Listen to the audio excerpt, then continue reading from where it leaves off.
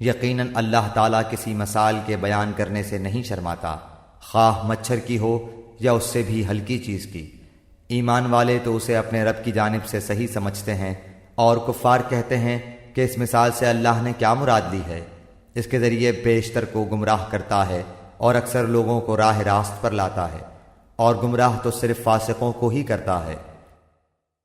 جو لوگ اللہ تعالیٰ کے مضبوط عہد کو توڑ دیتے ہیں اور اللہ تعالیٰ نے جن چیزوں کے جوڑنے کا حکم دیا ہے انہیں کاٹتے اور زمین میں فساد پھیلاتے ہیں، یہی لوگ نقصان اٹھانے والے ہیں۔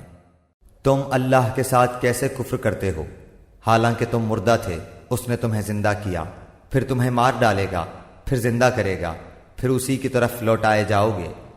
وہ اللہ جس نے تمہارے لیے زمین کی تمام چیزوں کو پیدا کیا، پھر آسمان کی طرف قصد کیا اور ان کو ٹھیک ٹھاک 7 آسمان بنایا، اور وہ ہر چیز کو جانتا ہے۔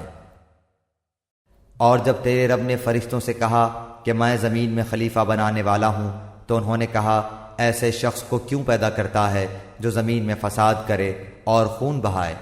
اور ہم تیری تسبیح، حمد اور پاکیزگی بیان کرنے والے ہیں۔